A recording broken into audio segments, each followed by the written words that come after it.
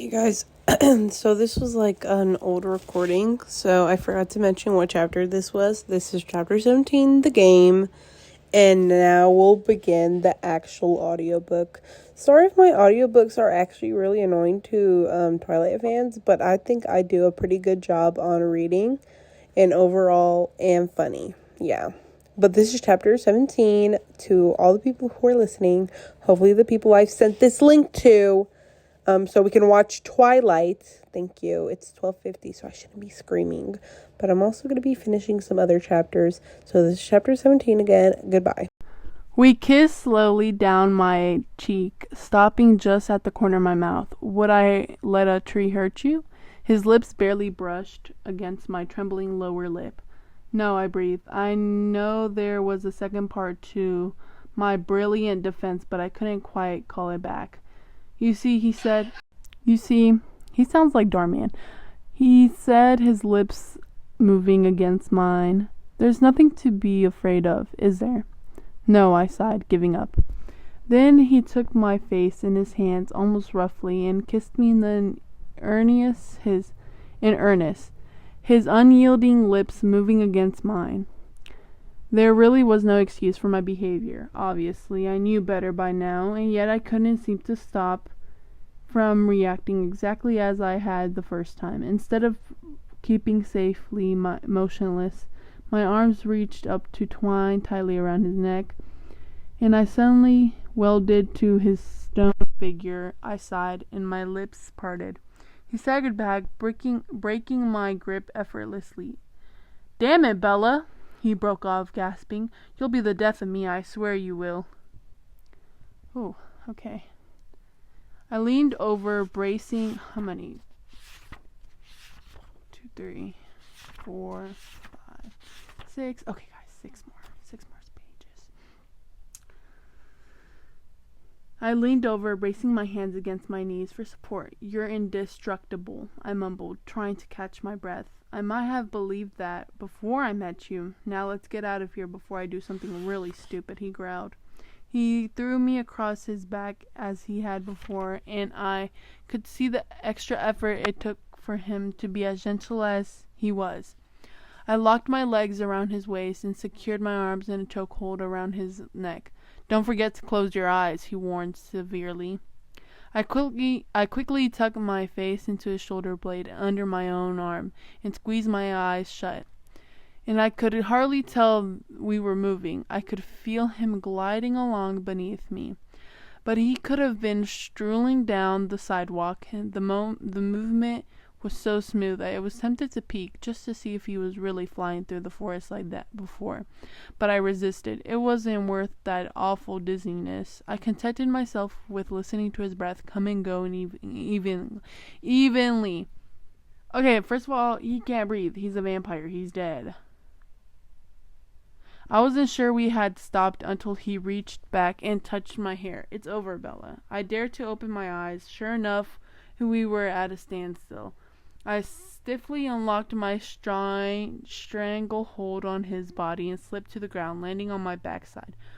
"Oh," I huffed as I hit the wet ground. He stared at me incredulously, evidently not sure whether he was still mad to find me funny, but my bewildered expression pushed him over the edge, and he broke into a roar of laughter. I picked myself, ignoring him as I brushed the mud and the breaking off the back of my jacket. That only made him laugh harder. Annoyed, I began to stride off into the forest. I felt his arm around my waist. "Where are you going, Bella?" "To watch a baseball game. Oops. You don't seem to be interested in playing anymore, but I'm sure the others will have fun without you. You're going the wrong way." I turned around without looking at him, stalked off in the opposite direction. He caught me again. "Don't be mad. I couldn't help myself. You should have seen your face." He chuckled before he could stop himself. "Oh, you're the one who's allowed to get mad?" I asked, raising my eyebrows. "I wasn't mad at you." "Bella, you'll be the death of me," I quoted sourly. That was simply a statement of fact. I tried to turn away from him again, but he held me fast. You were mad, I insisted. Yes, but you just said that I wasn't mad at you. Can't you see that, Bella? He was surely intense, all trace of teasing gone. Don't you understand? See what? I demanded, confused by his sudden mood swing as much as his words. I know. Men.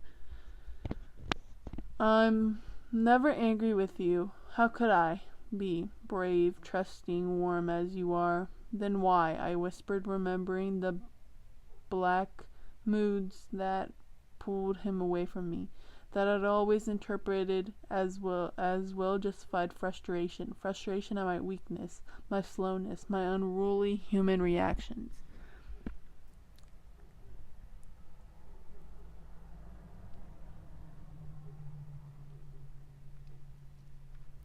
He put his hands carefully on both sides of my face.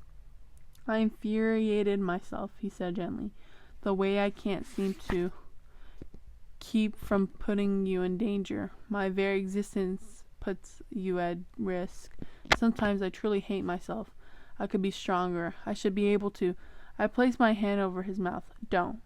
He took my hand, moving it from his lips, but holding it to his face. I love you, he said. It's a poor excuse for what I'm doing, but it's still true. It was the first time he said he'd love me. So many words. He might not realize it, but I certainly did. Now, please try to behave yourself, he continued, and he bent to softly brush his lips against mine. I held properly still and I sighed. You promised Chief Swan that you would have me home early, remember? We better get going. Yes, ma'am. What? Oh. He smiled wistfully and released all of me but one hand. He led me a few feet through the tall, wet ferns and draping moss around a massive hemlock tree, and we were there, on the edge of an enormous open field in the lap of the Olympic peaks. It was twice the size of any baseball stadium. I could see the others all there. Esme, Emmett, and Rosalie, sitting on a bare outcropping of a rock, were the closest to us, maybe 100 yards away. Much farther out, I could see Jasper and Alice at least a quarter of a mile apart, appearing to throw something back and forth, but I never saw any ball. It looked like Carlisle was marking bases, but could they really be that far? When we came into view, the three on the rock rose. Esme started toward us. Emmett followed after a long look at Rosalie's back. Rosalie had risen gracefully and strode off toward the field without a glance in our direction. My stomach quivered uneasily in the response. Was that you we heard, Edward? Esme asked as they approached. It sounded like a bear choking, Emmett clarified. I smiled hesitantly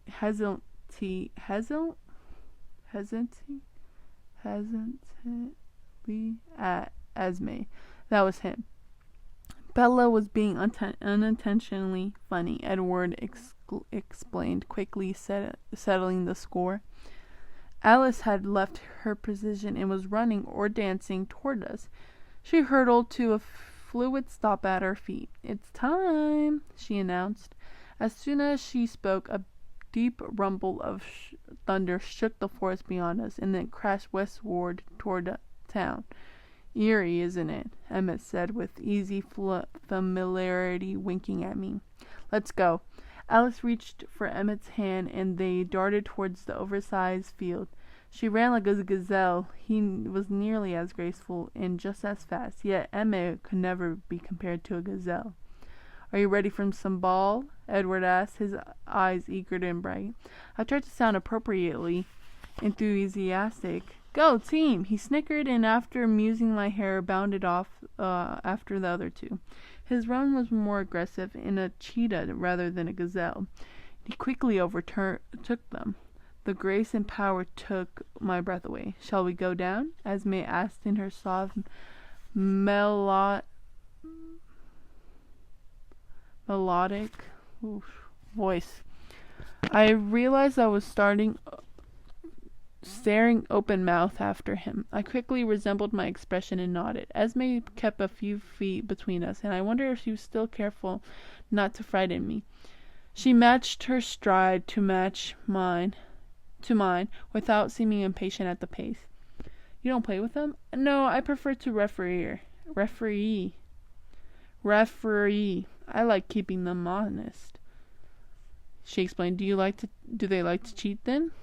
Oh yes, you should hear the arguments they get into. Actually, I hope you don't. You would think they would be raised by a pack of wolves. You sound like a mom, I laughed, surprised.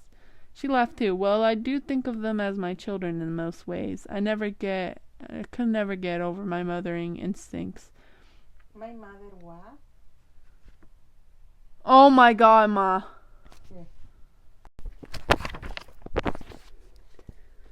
You sound like my mom, I laughed, surprised. She laughed too. Well, I do think of them as my children in most ways. I could never get over my mothering instincts.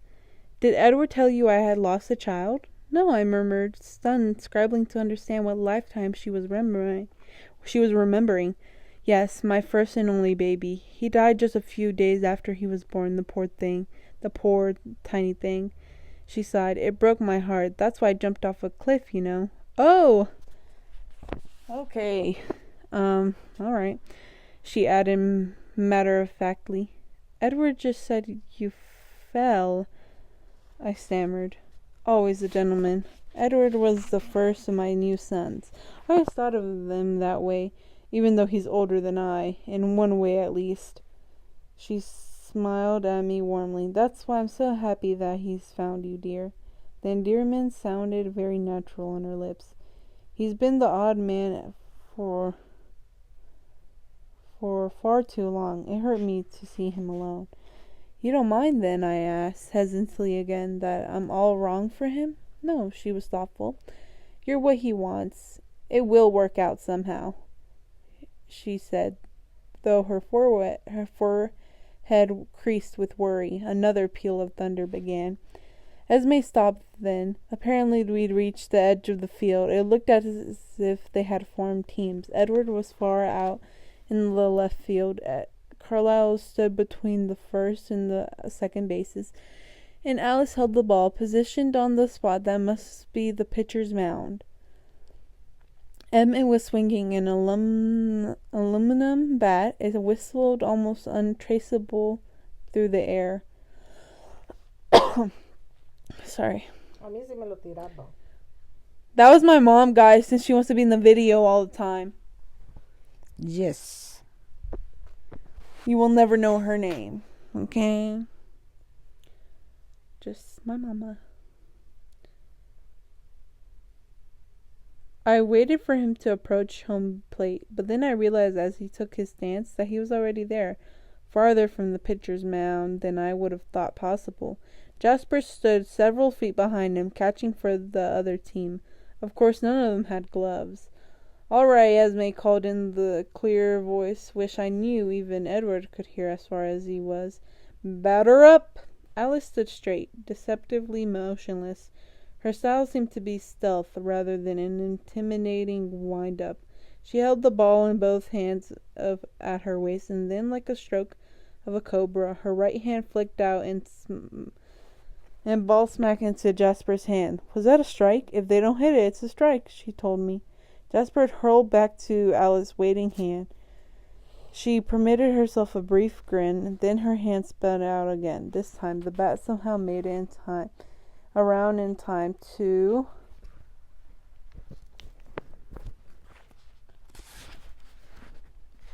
smash into the invisible ball. The crack of impact was that shattering, thunderous. It echoed off the mountains. I immediately understood the necessity of the thunderstorm. The ball shot like a meteor above the field, flying deep into the surrounding forest. Home run, I murmured. Wait, Esme cautioned, listening intently, one hand raised. Emmett was a blur around the bases, Carlyle shadowing him. I realized Edward was missing. Out! Esme cried in a clear voice. I stared in disbelief as Edward sprung from the fringe of the trees, ball in his upraised hand. his wide grin visible even to me. Emmett hits the hardest, Esme explained, but Edward runs the fastest. The inning continued before my credulous eyes. It was impossible to keep up with the speed at which... ¿Qué estás leyendo? Cosas que Dios dice. Sean poderosas, mira. Ajá. Y estos tres varones estuviesen en medio de ella vivo, yo dice Jehová el Señor. Ni a sus hijos ni a sus hijas librarían, ellos solo serían librados y la tierra quedaría desolada. Si yo trajera espada sobre la tierra y dijera espada pasa por la tierra y hiciere cortar de ella hombres y bestias, y estos tres varones estuviesen en medio de ella vivo, yo dice Jehová el Señor, no librarían a sus hijos ni a sus hijas, ellos solo se serían librados. O sea que cada quien tiene que dar, ¿verdad? So, si tú estás libre no significa si yo estoy libre. No, pero como por eso tengo que meterte con Dios. ¿Eso es que está diciendo? Sí, hay que Okay. meterse todos con Dios. Oh, oops.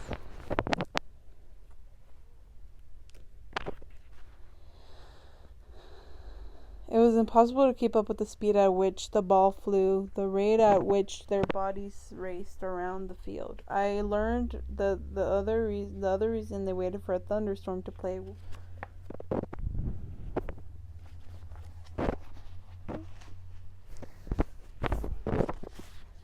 When Jasper, trying to avoid Edward's inflatable fielding, hit a ground ball towards Carlisle. Carlisle ran into the ball and then raced Jasper to the first base. When they collided, they sounded like the crash of two massive falling boulders. I jumped up in the concern, but they were somehow unscathed. Safe, Esme called in a calm voice. Emmett's team was up by 1. Rosalie managed to flit around the bases after tagging up on one of Emmett's long flies. When Edward caught the third out, he sprinted on my side, sparkling with excitement. What do you think? One thing's for sure, I'll never be able to sit through dual old Major League Baseball again. And it sounded like you did so much of that before, he laughed. I'm a little disappointed, I teased. Why? He asked, puzzled. Well, it would be nice if I could find one thing you didn't do better than everybody else on the planet. He flashed his special crooked smile, leaving me breathless. I'm up, he said, heading for the plate. He played intelligently, keeping the ball low, out of the reach of Rosalie's always ready hand in the outfield, gaining 2 bases like lightning before Emmett could get the ball back in play. Carlisle knocked one so far out of the field with a boom that hurt my ears, and that he and Edward both made it in. Alice clapped them daintily high fives. The score constantly changed as the game continued, and they razzed each other like any street ball players as they took turns with the lead. Occasionally, Esme would call them to order. The thunder rumbled on, but we stayed dry as Alice had predicted.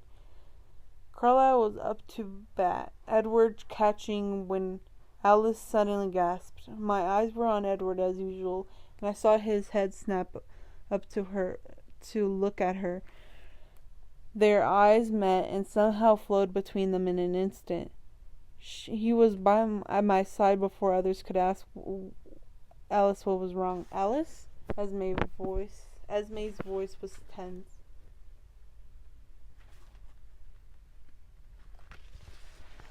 I couldn't tell, she whispered. All others were gathered by at this time. What is it, Alice? Carlisle asked with a calm voice of authority. They were traveling much quicker than I thought. I could see I had the perspective wrong before, she murmured. Jasper leaned over, his posture protective. What changed? What changed? What changed? He asked. They heard us playing, and it changed their path, she said, contrite, as if she felt responsible for whatever had frightened in her. 7 pairs of eyes quickly flashed to my face and away. How soon? Turning around Edward, a look of intense concentration across his face. Less than 5 minutes they're running. They want to play, he scowled. Can you make it? His eyes flickered toward me. No, not caring. He cut short. Besides, the last thing we need is for them to catch the scent and start hunting. How many? 3, he answered tersely. 3? He scoffed. Let him come. Steel bands of muscle flexed around his massive arms. For a split second that seemed much longer than it was, Carlyle deliberated. Only Emmett seemed unperturbed. The rest stared at Carlyle's face with anxious eyes. Let's just continue the game, Carlyle finally decided, his voice cool and level. Alice said they were simply curious. All this had in the flurry of words that lasted only a few seconds. I had listened carefully and thought most of it, though I could hear what Esme now asking Edward was a silent vibration of her lips. I only saw the slight shake of his head and the look of relief on her face. You catch, Esme, he said. I'll call it now. And he planted himself in front of me. The others returned, warily sweeping the dark forest with their sharp eyes. Alice and Esme seemed to orientate themselves where I stood. Take your hair down, Edward said in a low, even voice. I obediently slid the rubber band out of my hair and shook it around me. I stated the obvious. The others are coming now? Yes, stay very still. Keep quiet and don't move from my side, please. He hid the stress in his voice well, but I could hear it. He pulled my long hair forward and around my face. That won't help, Alice said softly. I could smell her across the field. I know. A hint of frustration colored his tone. Carlyle stood at the plane. The others joined game half-heartedly. What did Esme ask you? I whispered. He was hesitant for a second before he answered. Whether they were thirsty. He murmured unwillingly. One more page. The seconds ticked by. The game processed with apathy now. No one dare hit harder than a bunt, and Emmett, Rosalie, and Jasper hovered in the infield, now and again, despite the fear that numbed my brain. I was aware of Rosalie's eyes. They were expressionless, but something about the way she held her mouth made me think she was angry. Edward paid no attention to the game at all. Eyes and mind raging in the forest. I'm sorry, Bella, he murmured fiercely. It was stupid, irresponsible to expose you like this. I'm so sorry. I heard his breath stop and his eyes zeroed in on a right field. He took a half step, angling himself between me and what was coming next. Carlyle, Emmett, and the others turned in the same direction, hearing the sounds of passage much too faint for my ears. And guys, that's the chapter. That's the end of chapter 17. We'll be returning to chapter 18 later on. Thank God, I'm almost done with this book. I know it's not the complete set of chapters in this book, but I'm not going to be rereading 1, 2, 3, 4, 5, 6, 7, 8, 9, 11, 9, 10, 11. Well, I already have 11. I have 12, I think. 13 I do. 14 I do. 15 I don't think I have. Or 16. I think I have 15, but I don't know which ones I have. I'm not rereading. This is all you're going to get from me. New Moon will be probably the first book to be completed. I think it's going to be a little more interesting, but I do think it's going to be boring because it doesn't have those interesting characters I can visualize with. Yeah, everybody say goodbye to my mommy.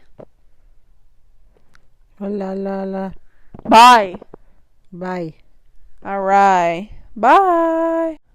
Remember, I did not write this book. Goodbye.